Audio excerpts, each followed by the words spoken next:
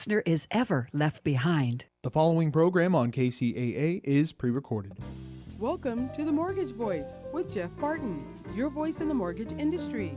Each week on this program, Jeff and his guests share their expertise, personal anecdotes, and the latest industry news to keep you in the loop. Now, to provide you with insight and help you navigate the consistently changing world of real estate lending, here is your host for The Mortgage Voice, Jeff Barton.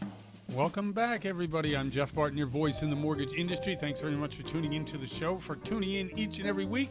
You get a prize, and the prize today is information that will help you buy and sell real estate, i.e. what's going on in the mortgage market, what's going on in the real estate market. You know, you can see this show on YouTube. If you go to Jeff Barton, the Mortgage Voice, on YouTube, you can see not only this week's show, but hundreds of shows in the archives there. We also do a live YouTube video about once or twice a week that you can go there and see that, either through LinkedIn or Facebook or Instagram. And all of these things are easily accessible, and getting to us is also very easily accessible. But what we're trying to do is provide you with the best in terms of what goes on in the mortgage business. So that's why we suggest that you sign up. Get like what you see on YouTube so that we can get you the information directly and notify you when we are on the air and when we are sending out more content. Anyway, I'm Jeff Barton. This is The Mortgage Voice, and thanks for tuning in. Okay, there's so many political things going on, it's hard not to just delve into it for 1 second. So there's a great cry of many people on either side, and I call it either side because that's the way I look at it, to be able to do something, fix something, fight somebody in order to get what you want to get.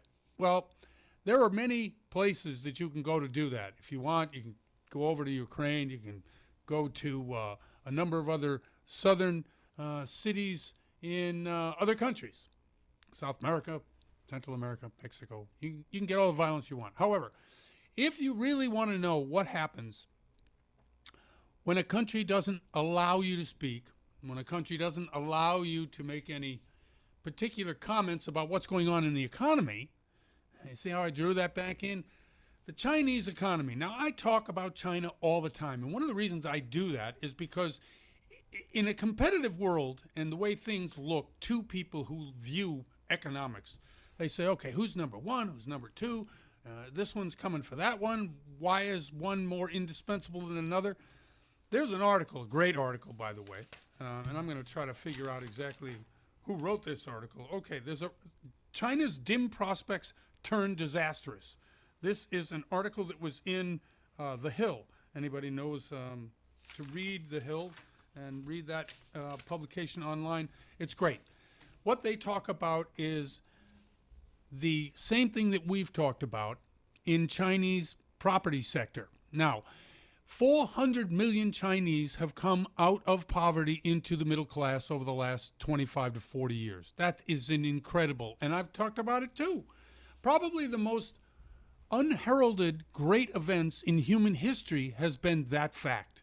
But in order to do so, they mortgaged the heck out of their future, and it looks like it's about ready to catch up with them. Now, we talked about builders. We talked about developers. We talked about dollar bonds. We talked about defaulting on debt. So I did a little bit of an analysis, thanks to this article, about the debt of the two largest countries in the world. Just to give you an example of the difference between the United States and China. And the reason I bring this up, because yes, we have a lot of dissent, we have a lot of openness, we have people that claim that neither is true, but for the most part, people are allowed to go out there, make a living, and if they don't like it, they can either quit or make a complaint or sue somebody. That's the way it is here. Well, in China, what happened and what has happened is their debt. There's a ratio called the debt versus your GDP. And what amount over your GDP is that debt? In the United States, 98% of this year's GDP is debt. So if the U.S. has let's say it's $18 trillion GDP. And that's about right. Now, $1 trillion is a lot of money. But at 98%, you've almost got that much in debt that the country owes. Now, we all know it's around $24 trillion. Yeah, we know that. So, as a result of that, monetary policy, the way we pay off the debt, interest rates, inflation, government spending, which we've seen $6 trillion of it in the last 18 months, really takes on a great meaning. Oh, let's flip to China. You think for us here that's a big number, and we're fighting inflation, we're trying to keep our economy from trashing into a recession while at the same time curbing inflation. China's debt is 275% of their GDP. That's almost 3 times the percentage of the U.S. debt, and their economy is really only a couple of $1 trillion behind the U.S. Now that is something. Now what are they doing about that debt? Well, their answer is to pile more debt on. So taking this 400 million people and putting them in housing, what they've done with their developers is they've allowed them to overextend themselves, to overbuild, to be able to get an apartment, own a condo in China. You have to agree to pay a mortgage before the thing is even built. Matter of fact, before there's even a shovel in the ground, you've got a contract and you're paying on the mortgage. Well, I looked at a video the other day. There's a huge, what do I call it? Anyway, riots in the streets. This is what was called for recently by Senator Graham. For what, I have no idea. But in China, that's real riots in the street. You have a middle class of 400 million people who probably a third of them still haven't got the apartments that they are paying for, who have decided not to pay their mortgages. Matter of fact, they've gone after the developers. They've showed up at office buildings. They've showed up at places all over the country, and they are now in a huge fisticuff melee. Saw a video yesterday about it. Fighting in the streets because the economy, which was based on real estate growth, has begun to crumble. It may take the whole country down. This is why you see saber rattling. This is why you see all of this, I guess, consternation on the part of the Chinese against anybody who could take their mind off what's really happening in China. Now, in the U.S., if we got housing problems, we sure do. 4 million houses we should be building. We're not building. Why? Because the builders don't want to build, because they don't want to make they don't want to make a mistake like they did in 2004, 5, and 6, where they overbuilt. And you all remember that the world almost ended in 2008 when there was a real estate crash. Yes, there were bad loans. We're seeing it play out in real time in China. Now, it's not them versus us. We are connected, and we are connected because of the fact that not only dollar bonds are used, the dollar being the default currency, but also many U.S. firms have invested heavily in China.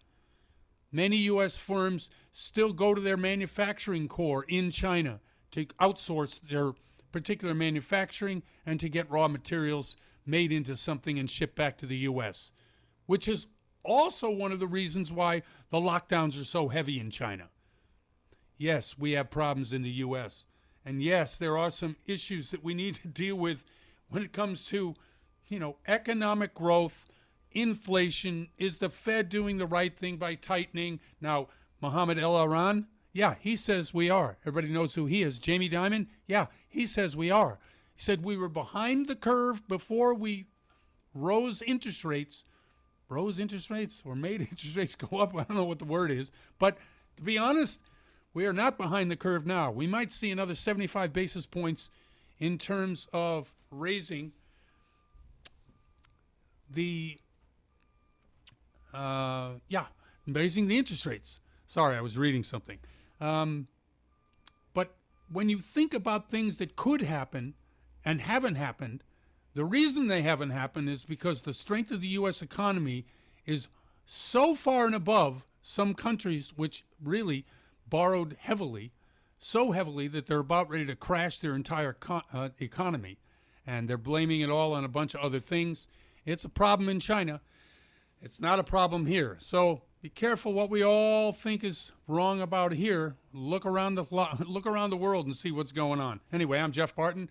Enough of the preaching, and I'm glad you tuned into the show, and we'll be right back. You're listening to The Mortgage Voice with Jeff Barton. We'll be right back with more in just a moment. For more information on today's topic, email Jeff Barton at info@malibufunding.net. Now, back to The Mortgage Voice with your host, Jeff Barton. Welcome back, everybody. I'm Jeff Barton, your voice in the mortgage industry. Thanks very much for tuning in to the show. Each and every week, we bring to you unbelievable guests, great entertainment. And if you want to hear the show, you can go to any number of 5 different stations, 3 different states that we broadcast the show. And every one of these shows, every one of these stations that we broadcast on, they have an archive of not only the current shows, but past year's shows. We're at KCAA and KMET in Southern California. We're at K-Mine and K-Mine Country in Albuquerque, New Mexico, KSHP K-Ship in Las Vegas, Nevada, AM 1400, and up in Lake Tahoe, we are at KTHO, Lake Tahoe, and these great stations have been bringing our information about mortgages, real estate, to you all for, 5 years or more, some stations 8 or 9 years. Anyway, thanks very much. I am Jeff Barton, and this is The Mortgage Voice. With me is Ron Mendocino from Mendocino Commercial Realty, and I asked him to come on. First of all, Ron, how are you? Wonderful, thank you. Excellent. I asked Ron to come on because real estate is twofold, right? There's residential, which everybody reads about and hears about and is really interested in, but the commercial side rarely gets the play that it should, and because we have a changing market in not only residential, I wanted Ron on to tell us about what's happening in Las Vegas and how the changes with the residential side, if at all, affecting what's going on in commercial. Absolutely true. Although a commercial broker, of course, I keep track of the residential market as well. And it has leveled off a little bit the last several weeks. It was a crazy situation here. And this is, I think a lot of it was sparked by California buyers.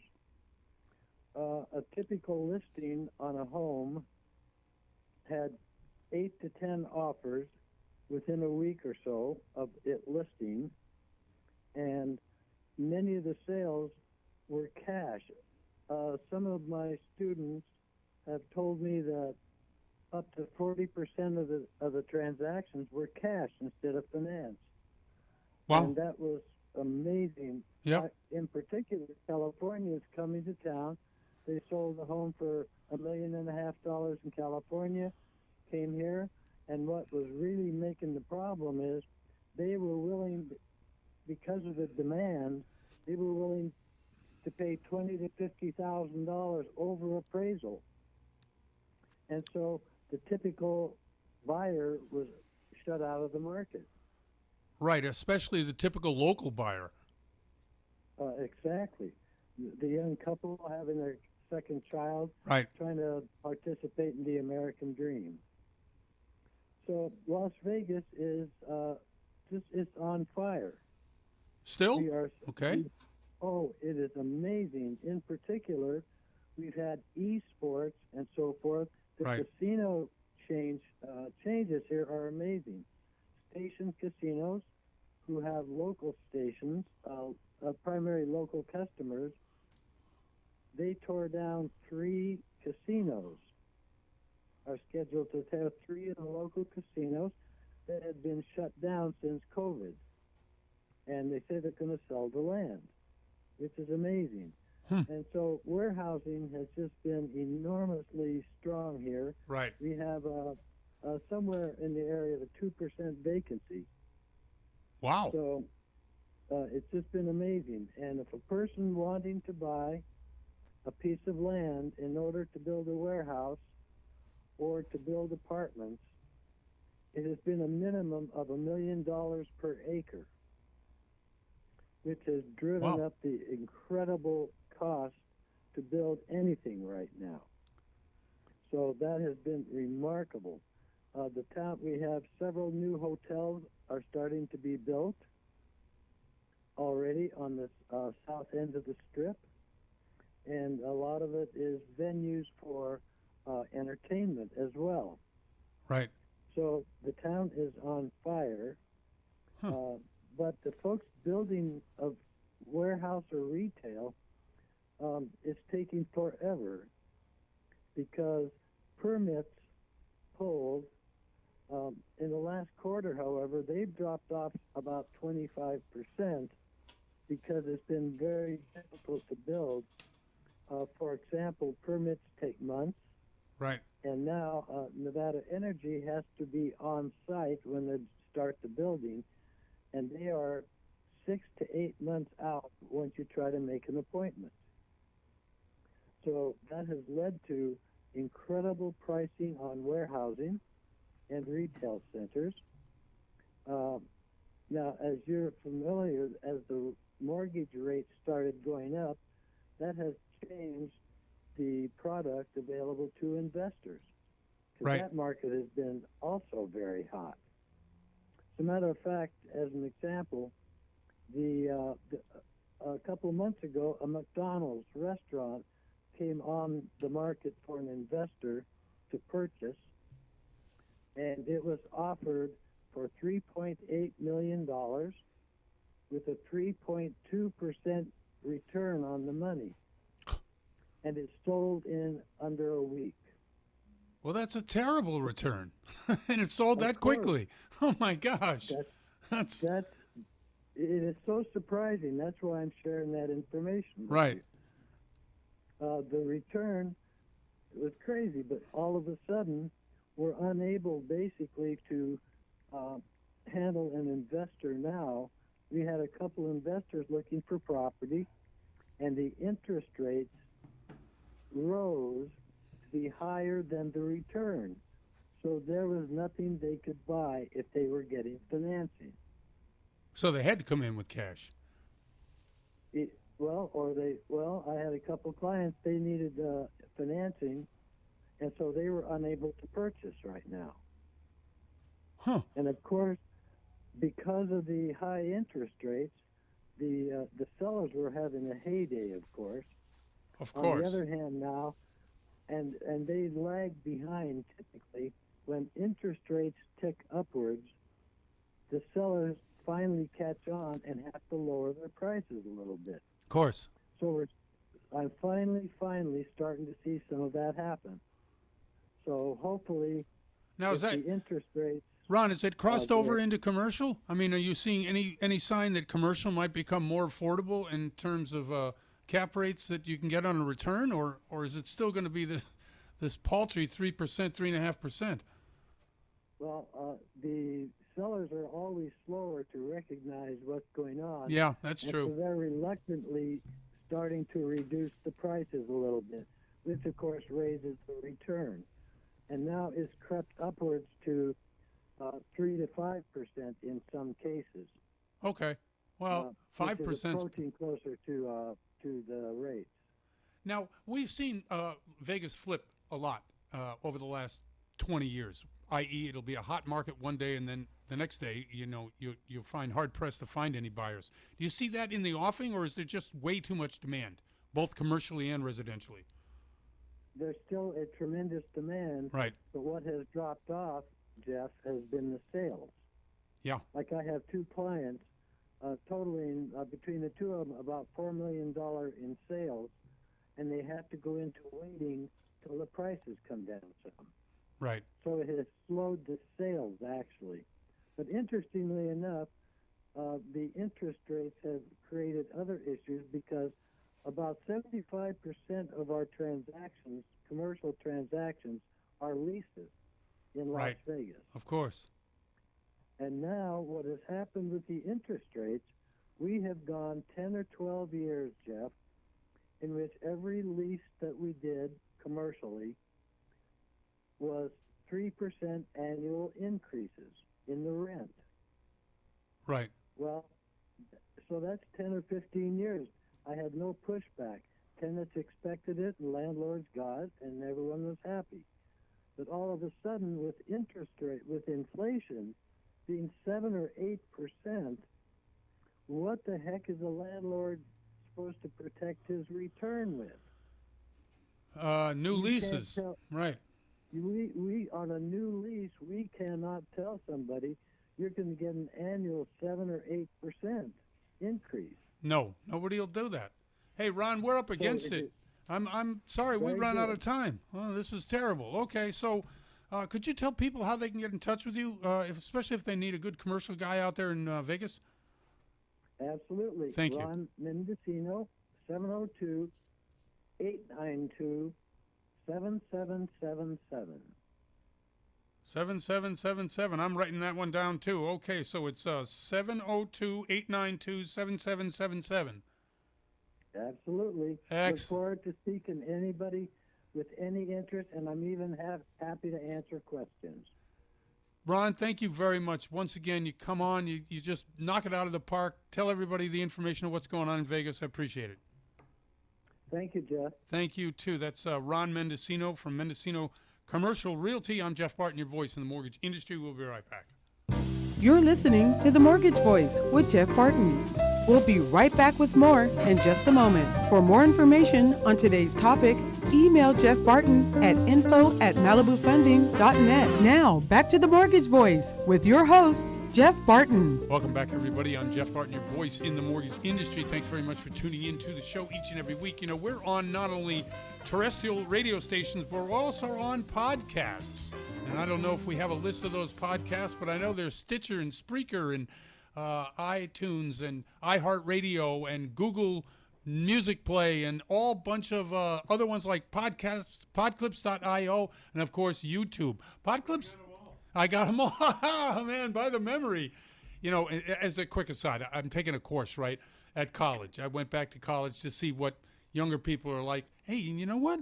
They're actually really nice and really smart and work hard kind of people. Huh. Who knew? Anyway, so it's really improved my brain power. I can't say that I'm quicker or that I remember more, but it allows me to talk more quickly. So that's really good on this particular show.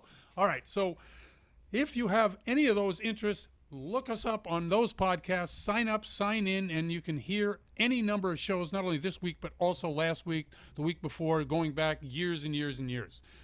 That's enough for me. I am Jeff Barton. This is The Mortgage Voice, and with us now is Luke Mankey. Luke Mankey is a loan officer, been a loan officer for way more than I ever want to do, but decades maybe. And he works for Malibu Funding, the sponsor of this show. Luke, how are you? How you doing? I'm good, Jeff. I'm good. Thanks for having me back on. Thank you very much, and I appreciate it. I know how busy you are. Well, actually, are you busy with the mortgage rates the way they are, and you know the programs really sort of limited, and maybe a little bit more difficult to get a loan today than it was 6 months ago? Tell us what's happening. Yeah, no, it's all of that. It definitely it has slowed down, but it's been strangely a busy week and a half here. With just I got a fair amount of buyers kind of deciding they just want to enter back in and go for it and making offers. Nothing's accepted yet, but it's definitely transitioned to a purchase market. There's all I'm doing with anyone that wants to refinance, basically just spending time going through everything and talking them out of touching the loan that they're in. Why would they do that? Because the rates are so much higher now. That's so it's true. Kind of a blend of just being an advisor, you know, for these people to kind of just educate them and let them know, you know, that it's unless they really need a bunch of equity to go buy something else or do home improvements that are that important, just kind of stick with what you got for now. But, you know, the buyers just got to accept what the rates are, and if they want to buy, then it is what it is. At least for now. Well, you know, the rates. Well, let's talk about rates for a second. I know a lot of loan officers don't focus in on the rate, don't focus in on anything except can you afford this monthly payment? What's your strategy when you're talking to people, especially when they're concerned and they're watching and they hear the Fed and all the things that make people panic when it comes to, you know, oh my gosh, I can't afford that. Do you just get them focused on something simple, or how do you do it? Yeah, I think, investors are going to do what they want to do, but I think Right. The majority of the buyers right now are people that want to occupy. And I just think what I'm telling them, and I kind of give them my own personal experience for context, is if you want this place, I don't view these, if you're going to buy something now, don't view it as a short-term play. I don't think you want to buy something thinking you can flip it in a year or two for any kind kind of substantial profit, if a profit at all. Right. But if you want it and you want to stop paying somebody else's mortgage by renting, then go for it. As soon as rates drop, we can always refinance. But I think it's fine. Competition softening, so there's maybe not as many people going in and bidding up. It's happening right now, which is helpful. So prices aren't, through the roof at this point, and that helps kind of make it a little more palatable to take a higher interest rate. And so that's what's pushing some of my clients into just buying. They're like, okay, at least I can go get something now. I don't have 30 people submitting, and half of them are cash offers. So I think it's just that. I think if you're going to buy, make sure that you're comfortable and planning on keeping it for a couple of years at least. And then if we get lucky and in a couple of years rates drop a little bit, then we can always refinance. And that's usually what I'm telling them. You are a very thorough loan officer person in general. You always offer your clients a lot of different ideas on how to get something done. When you're talking to clients nowadays, are you focused more on trying to get the deal done, or are you presenting them options with different payments, different types of structure? How are you approaching the entire process? Now, we say rates have gone up, and yeah, they have, but there's other things in the mortgage business that have also changed. The lending standards have also tightened, and certainly appraisals have gotten a little bit more difficult as well. Tell us how you handle that end of the business. Yeah, I don't know. I mean, do our best. Yeah. Okay. Good answer. You got to be ethical, and I do self-check myself because I've pre-qualified 30 people in the past couple of months, and I haven't done a loan. So I'm getting to the point where I'm catching myself like, look, you can't talk to these people and give them only the positives as to why they should go buy something. Like, you got to be thorough, because that builds, if you give them that level of intel and hand-holding, I feel like you're building a relationship, and they're going to trust you, whether it's this year or next year or in 10 years. It's unfortunate. It's a lot of work and no pay right now, but hey, we made plenty of money for 3 or 4 years, and it's so busy. So you accept it. If you're going to do this, that's the job, is you've got to kind of fully educate them and have them looking at the adjustable rates, looking at 30-year fixed, looking at, there's still plenty of products out there. It's just, does the rate make sense compared to their, current situation and where they're living, what they're paying.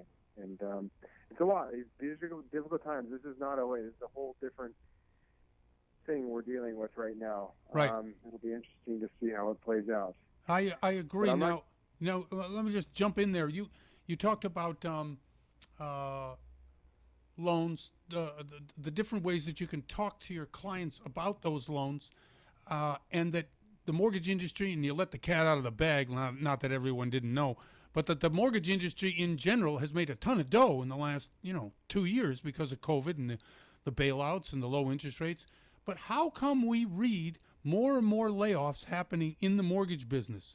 Is that just typically cyclical when rates go up? I think it makes sense when you take a step, at least for me, and I know you understand it well, but for the general consumer or anyone just listening and seeing these numbers of all the layoffs. Right.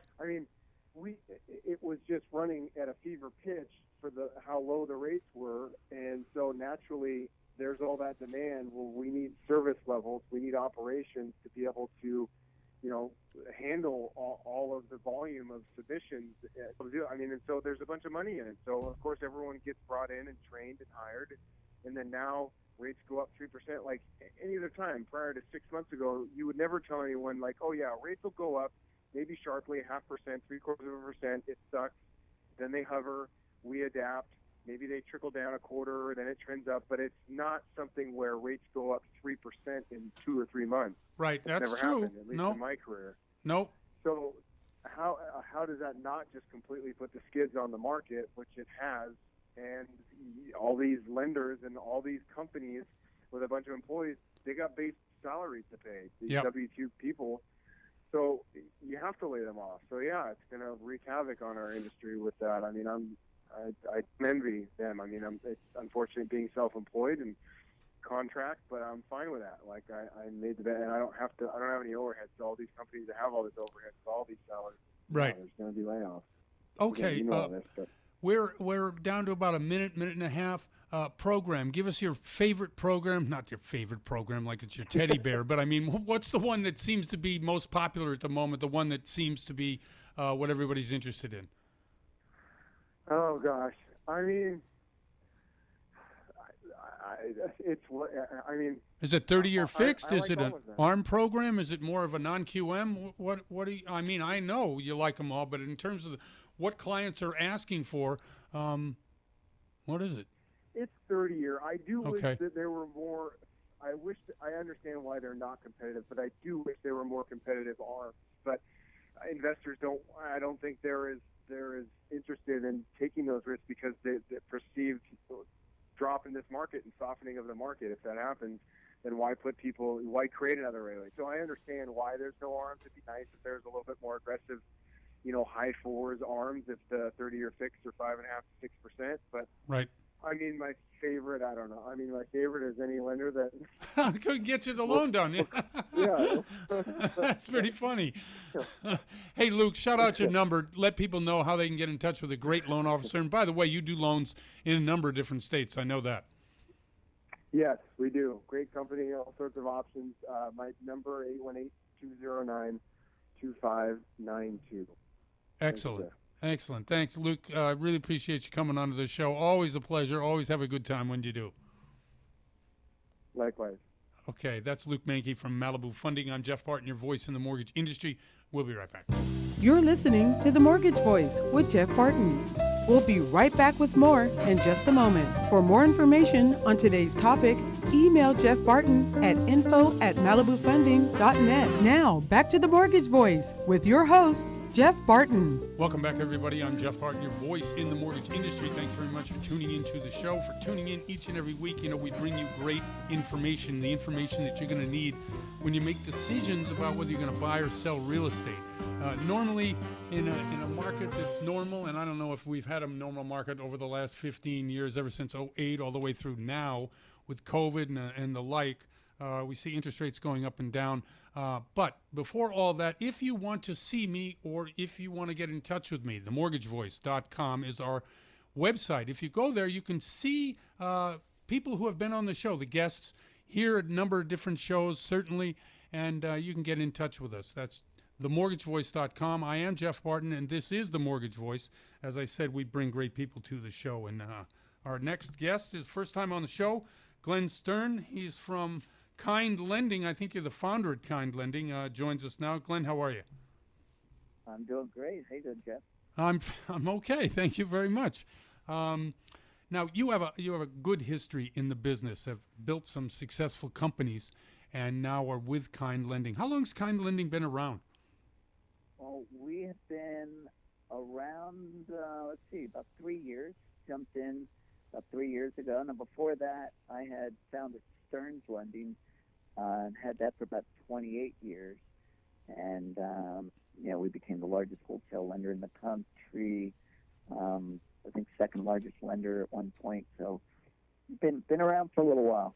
No, you have. And one of the reasons I wanted you on the show is because your perspective is long and you have been through a number of different markets, one like this included. How does this compare to some other downturns in the economy where interest rates have risen? Well, it feels a little different, and it feels pretty close to '07 and '08, to be honest, but Right. It feels different. And what I mean by that is, the rates and the environment was so great for so long Yep. that Yeah, that's true. I think, that we have, when it changes like it does now, it feels much more painful, right? Because people are going, I want a rate in the twos. I want, Right. I want what they had a year ago. And so, it gets kind of, I think you get a little confused on always wanting maybe what you had a year ago. And it's just, we're in a different world again. So. Well, there is a whole new generation of borrowers since '08, actually 4, 5, and 6, when rates were pretty good, but you could get a loan very easily. They didn't have the standards that they had since Dodd-Frank, and some of the other things gone on to change that particular market to make it more difficult to borrow. I think people who now borrow never really, they weren't in that market. They don't really understand anything but low rates. What's the way that I say would kind be able to either educate or help people understand that really historically these aren't terrible rates, and as long as you can afford the monthly, you'd probably be okay. What are you doing at Kind to Right. be able to do that? Well, what I would tell you is these are great rates. Right. These are Right. fantastic rates. If you were to look over the last 50 years and look at the average rate, which is probably more closer to 8%, Right. historically. So we're in a wonderful market right now. And like I said, if you just go back a year or so ago, you go, I want that rate. Well, there's lots of ways to get what you want. And what I mean by that is, if you take a lot of borrowers, when we sit down with them and we say, they ask, first thing is, what's your rate? Right. And the answer is, well, what are you doing? Is this a purchase? Is this a refinance? Is this, how long have you ever owned a home before? What was the longest you had a loan? Do you have any big, events coming up, like you need to pay for college, or you have something where you might want to get cash out? Every loan is tailored differently for different people. So in a world like today, where maybe if you're going to keep your loan, you usually average 4 or 5 years on the loan, then you refinance or whatever. You could do a fixed rate, but buy it down for the first 2 years, right? And Right. get something much better, and it stair steps up. You could do an adjustable rate mortgage.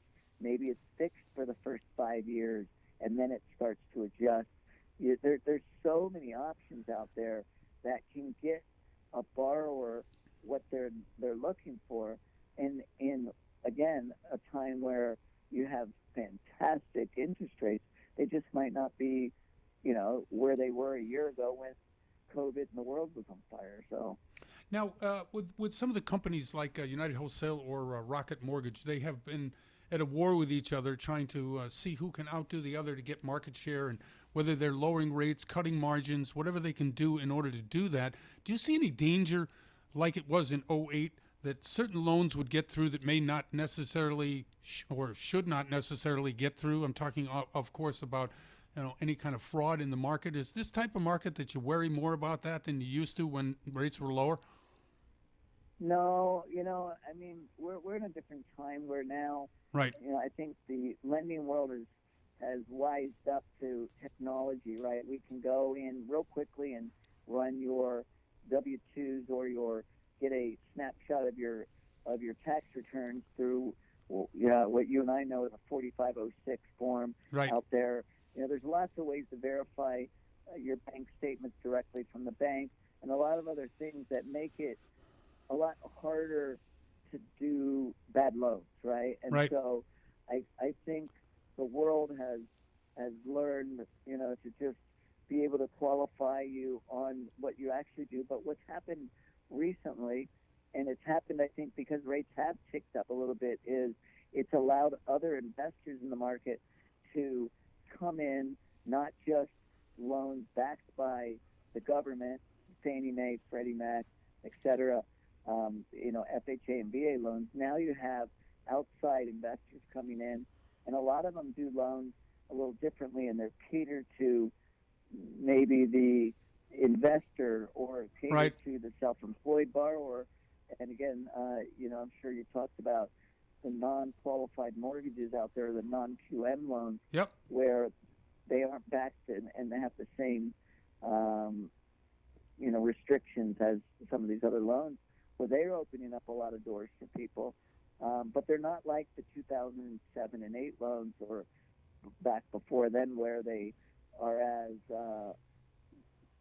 Easy to what's the right word? qualify for. I mean, there were signature loans at that Right. time, right? And appraisals were off, and a lot of what was going on in the loan business was different then than it is now. That's absolutely true.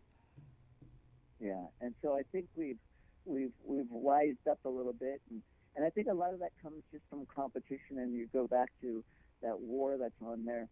Before, I think it was big investors out there, investment houses, that said, "Well, I'll do a loan down to 680 FICO score, and the next guy said, well, I'll do it to 660, and then the next guy, I'll do it to 580, and Right. it just kept lowering the standards to where we finally, were doing some pretty, poor loans out there. And while a lot of people got into properties that they normally wouldn't have got into, they also got themselves into trouble where they weren't as qualified or understood how some of those 0% loans really had interest rates behind them that were ticking up, even though maybe their payment stayed low, their equity was depleting. In the case of today, we don't have such irresponsible loans out there, and that's I agree. part of the Dodd-Frank. And so we've got loans that really people are qualifying for, but maybe even in the non-QM space where they qualify a little more common sense. Like, let's look at your bank statement.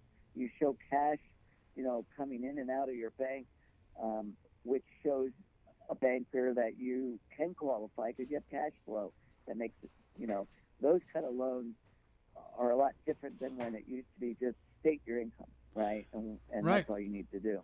Hey, listen, quickly, we have about a minute left. What keeps you going? I mean, you were out of the business, and then you decided to get back in. Why? Well, I mean, yeah, I got out on top, Right. We were the number one wholesale lender. And actually, I ended up getting cancer in my throat. And that Sorry to took hear that. me to the core. I wanted to spend some time with my family. Of course. I did. Yeah, sold. And realized once I got through all that, that I really loved the career of home ownership and putting people in the homes Yep. and building businesses. And so I'm doing what I love again, and it's been a fantastic ride. We're here to, hopefully help a lot of brokers out there and a Yep. lot of borrowers to get, achieve home ownership and do things that, you feel real proud about. You have such a great reputation. I really appreciate you coming on the show. We're up against it, but I really, I'd love to have you back at another time to tell people about what's going on over at Kind. I really appreciate you coming on the show. All right. Well, I appreciate you too. Thank you, Jeff. Sure, and thank you. That's Glenn Stearns from Kind Lending. I'm Jeff Barton, your voice in the mortgage industry. We'll be right back. You're listening to The Mortgage Voice with Jeff Barton. We'll be right back with more in just a moment. For more information on today's topic, email Jeff Barton at info@malibufunding.net. Now, back to The Mortgage Voice with your host, Jeff Barton. Welcome back, everybody. I'm Jeff Barton, your voice in the mortgage industry. Thanks very much for tuning into the show each and every week. We bring to you interesting guests, information about mortgages, and certainly the real estate market as well. We can be seen, we can be heard. If you go to YouTube, Jeff Barton, the Mortgage Voice, you can see me there. If you go to LinkedIn or Instagram and you want to follow me, just look my name up, Jeff Barton, and you can. We bring a couple of live shows there each week for about 5 minutes a show. It's called the Mortgage Minute, even though it's 5 minutes. And by the way, somebody stole my name, the Mortgage Minute. There's somebody else in another show doing it. Now, it's a pretty common thing. I guess everybody uses the alliteration of Mortgage Minute, but still, it's my show. Yeah. Come on, get your own show. Anyway, again, I'm Jeff Barton. This is the Mortgage Voice, and thanks for tuning in. All right, let's get right to it. News to use in this news to use section. 30-year fixed rate is at 5.95. Yes, we're almost at 6%. We had down days in the stock market. Everybody has been seeing that. And creeping up of the mortgage interest rates, 5.25 for the 15-year, 5.30 for FHA, 5.05 for the jumbo, 5.95 for the 5-1 arm. That 5-1 arm is still hugely big compared to the rest of the market. I guess that's because the two-year is at 2.41. 2.41. You think of, I'm sorry, 2.41. 3, I'm reading the thing wrong. It's 3.43. That's what it is. And that is a big number. The 10 years at 3.12. Yes, the dreaded inversion, yes, that's happened, and it continues to happen. Actually, it's widening. As I keep saying, recession in 23, yeah, probably end of second quarter. That's what I'm looking at. Reason is that, we'll see the rosiness of the economy shine through the elections. You know how politicians do it.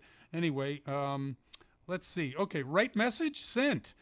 Rates will will rise until inflation is under control. That is from Mohammed El Iran.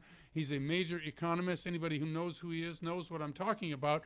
Yes, you have to look at what is happening with inflation to understand the Fed, understand the way the U.S. economy is going to go. They're going to make people be unemployed. That's what's happening. Hopefully it doesn't happen too bad in your industry and you all maintain your jobs. What that does when other people lose their job scares the heck out of you. Start saving money. When you start saving money, what happens? You stop spending money. GDP goes down. GDP is set to go about 1.6%. That's what it is now. If you're looking at the GDP tracker, which we do, we follow it along with a number of other indices and matrices that dictate what has happened in the economy and kind of predict what's going to happen in the economy as well. Sales down, home prices up. That's right. So new home sales and existing family sales or single-family residential units, the sales are down, and we're looking at, 5.1 million home sales nationwide this year, and that's down. But the cost of your home has gone up 10%. Now, that's a kind of a weird number. 2 months ago, the year-to-year, year-over-year rise in your home price was about 20%. So really, that number has been cut in half in 2 months. Yes, it is still going up year over year. How long is that going to last? Really depends. Now, we've talked to a number of people, not only in today's show, but on a number of different shows, and I kind of follow it. Real estate's weird because it can really change quickly. If we do enter in a recession, if we do get unemployment numbers to tick up this month, we're going to see some issues when it comes to, what happens to the GDP and what happens to the GDP, and all of that will either say we are in a recession or we're not in a recession. And is that important? Yes, psychologically it is, but obviously if anybody who's lost their job, yeah, that's really important. Let's see, what else is here? Okay, lumber prices, $511. Now, we remember a year ago when they were at $1,733, and that's per 1,000 square foot board feet. So if you're talking $511 from $1,733, you're thinking, oh my, that's really gotten way cheap. Well, not so much.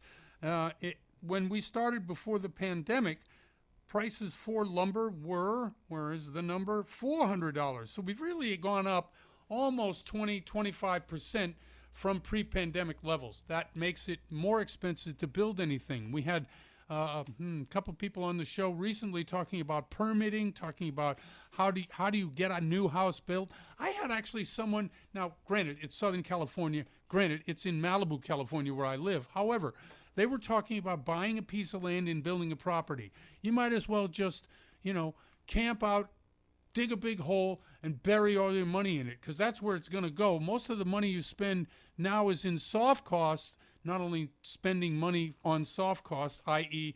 geology and archaeology and all the plans and all the engineering of all the stuff you want to do on your house in order to build it, but it takes forever. You could wait 2-3 years before you get permits. I know, I did it. So as the market is what it is, don't build it in my backyard or the NIMBY people come in, yeah, that's going to hurt you. So if you're looking to do something like that, think again. Find something that is cheap or find a different neighborhood. And that really is the advice I have about building. It's just gotten to be impossible to do so. Signs of fraud. Now, we talked a little bit about fraud in the show. And we had some opinion as to, no, it's probably not as going to happen. The loans are pretty good, and I agree with that. I think the front end of the loan in today's market is absolutely excellent. But there are certain signs of fraud in the overall economy to look for. If you see these kind of things happening in the economy, most people who are not most people, but some people will be more willing to cheat than others. One of the things, the major things, changing market conditions. Yes, we've seen that. We've seen rates go from, as we heard earlier in the show, from about 2.5% all the way up to almost 6%. And that's of today, the airing of the show. That's a huge jump, and we did that all in less than 6 months, 6-7 months. So having that be what it is, people want to still get what they want to get, and they might think that they can do what they need to do in order to do that. Don't do it. It's silly. Number 2, tightening of credit. Well, tightening of credit has been around, but even more so now. When we see home builders stop building, when we see new home sales pretty much dry up, the reason is because there's risk involved. one of the things about tightening of credit is that lenders who lend money also see the risk in the real estate market, especially since '08. So they're tightening credit. When that happens, yes, more mortgage fraud can happen. Shrinking market, that's also happening. You're having less people buy, prices still going up, and fewer homes on the market coming new. All those things mean that the product that is still out there, probably in pretty good demand, and those people that want to get that may be induced to do something that they probably shouldn't do. Number 4, rising interest rates. Well, we talked about that already. When things go up, people still want what they want, and therefore they're willing to do more to get what they want than they were previously when it was easier to get. So again, these are 4 signs in the market if you're worried about fraud. A couple other things. HMDA, over the life of the loan, borrow to save $9,400 using a broker. This is from Fannie Mae. If you're a minority broker, you're probably going to save about $10,400 using a broker. Now, there are a number of reasons that you use a broker. They shop around. They have a number of different lenders. You can go to the big box bank at the corner. You can go to any number of large non-depository lenders, and we all know who they are. But if you go to a broker, they can shop all these people, plus a number of other different types of lenders that have niches that they do better than anyone else, whether it's down payment assistant, whether it's VA loans, whether it's FHA loans, whether it's rehab loans. There are all kinds of things that you don't know in the marketplace that a mortgage broker can get you a better deal on. Okay, taxes. Taxes come up. I had a friend who texted me over taxes and how many, I think there were like 25 different taxes that they pay. I added that I hate paying local and city and state taxes. They're the ones that kill you, and also business taxes. But there are some cities out there who have the lowest taxes in the country. Let's get to the top 5. 5, Memphis, Tennessee, on average, median home tax, $1,654. Phoenix, Arizona, $1,611. Louisville, Kentucky, $1,563. New Orleans, $1,345. And the winner, Birmingham, Alabama, taxes on a medium-priced home, $900 a year. That's pretty good. Now, those properties in California, yeah, they're among some of the highest, but it's because the property values are so high. We still have 1.25% tax rate here in California. I'm Jeff Barton. This is The Mortgage Voice. I really appreciate you tuning in, and we'll see you next time. You're listening to The Mortgage Voice with Jeff Barton. For more on today's topic, visit www.malibufunding.net. KCAA, where every day is a great day.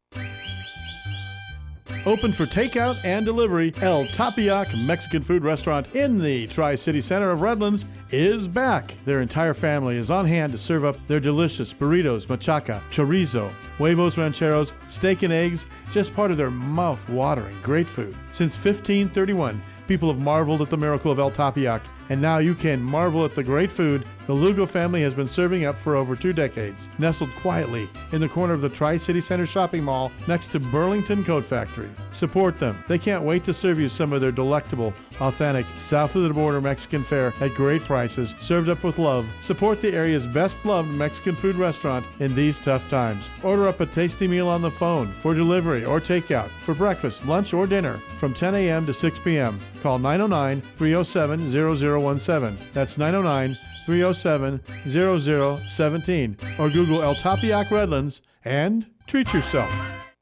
What does the WeatherBug app tell you?